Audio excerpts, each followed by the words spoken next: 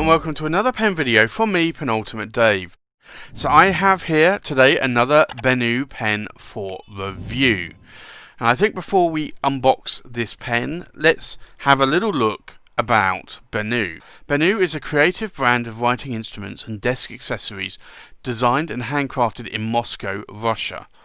A daring concept, bold texture, combinations and a vivid colour palette are the key characteristics of the BENU collection.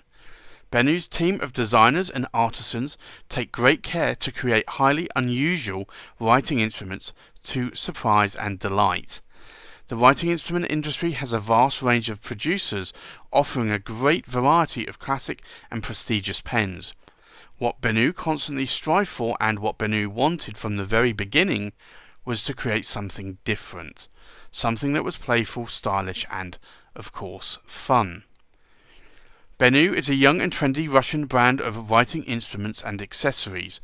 Its story began in January 2016 when co-founders Alex and Kate decided to join forces to set up a new creative concept. Right from the start, the aim was clear: to make writing instruments and desk accessories for those who prefer bold, bright colours and new designs. Both Alex and Kate have experience in fine watch, jewellery and home decor markets, launching multiple successful projects over the last 15 years. Being great admirers of the art of creating fountain pens, they decided to create BENU, a new brand of writing pens and accessories. The first collection of BENU pens was launched in October 2016 with their efforts, the help of several contractors and the immense support of family and friends. The BENU is an ancient Egyptian deity associated with the sun, creation and rebirth. The BENU bird is also one of the oldest known names of the phoenix, a majestic and divine creature that dies and is reborn throughout time. As BENU is also a bird, the fact that the quills are one of the most well-known prototypes of fountain pens and most commonly used symbols of writing instruments makes a bird a perfect symbolic representation of a company that produces pens and desk accessories. So, I think let's now go and unbox this pen. So this pen is on loan to me from Derek at Stonecrop Fine Writing Supplies. I'd like to thank Derek for the loan of this pen for review. Please do go and check him out at Stonecrop Fine Writing Supplies. Now this is a BENU and this is the Hexagon, and it's a B model and it's also a broad as well. And if you know me, I do like my broad nibs. So I think let's open this box here. Now first off, you get the pen in a cardboard sleeve and you also get a long international cartridge. You also get the care guide from BENU, product care, and it goes through about how to clean and fill your pen, and it's concertinaed together into a nice little piece of paper. And then you have this packing straw, this paper straw here. So all of this is recyclable, and I do like that BENU are doing that. So if you want to recycle this and throw it in your recycling bin, you can do so. Obviously don't throw the ink cartridge in the recycling bin. So this is the cardboard pouch that it comes in. I think let's open this up. And then here you have the Hexagon. And this is a model that has always intrigued me. I don't know what it is about this. I think it's partly because it has this sort of hexagon scale, almost like maybe a crocodile scale going on throughout the pen. But then it also changes colour. The base colour goes from like a blue to a purple. And that to me is really nice. And then on top of that, you have all of this gold glitter. And this glitter, like with all of the other BENU pens, you cannot feel there because it is lacquered over the top. So you cannot feel any of that glitter. But this really is a beautiful pen. So if I just show you it here, it's quite stunning. That pattern there is just quite mesmerizing. Now it does say BENU here, and it's a little bit of a strange shape of a pen. It tapers right down to a point here, and then tapers back out to what this is the cap band. and then the body tapers back down, and it actually tapers down thinner than what the cap is, strangely enough. And then you have the blind cap, there's no finial there, and the cap with no finial. Now if I unscrew it here, you'll see that it has a number 5 size Schmidt nib, and this is a broad nib, and I do like my broad nibs.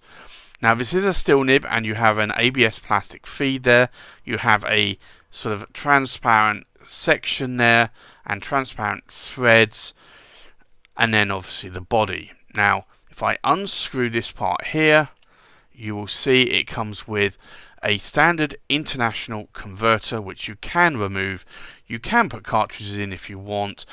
Honestly though, I'm not sure how many people use cartridges.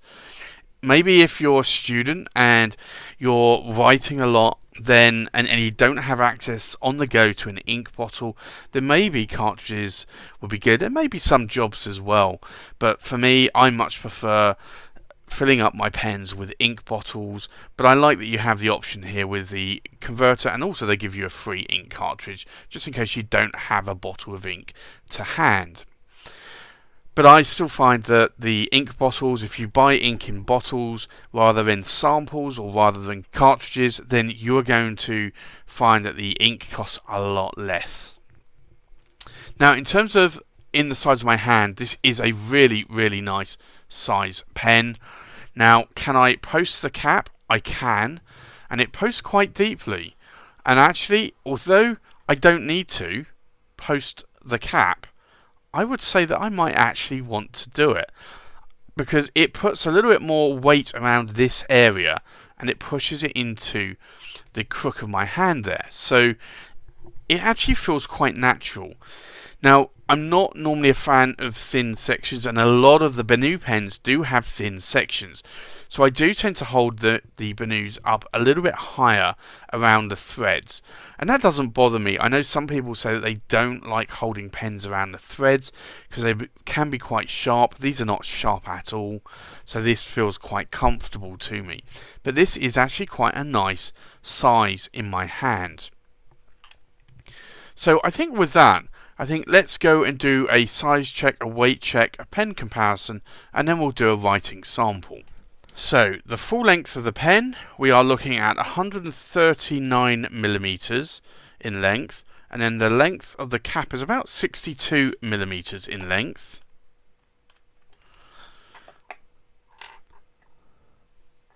And we will try and not have this roll. There you go.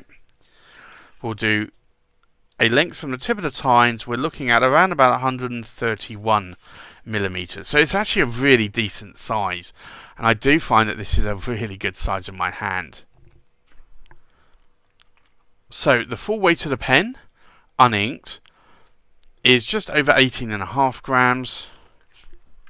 The weight of the cap is just over 5.5 grams, and then the weight of the body, we're looking just under 13 grams, which is quite a lightweight pen for me.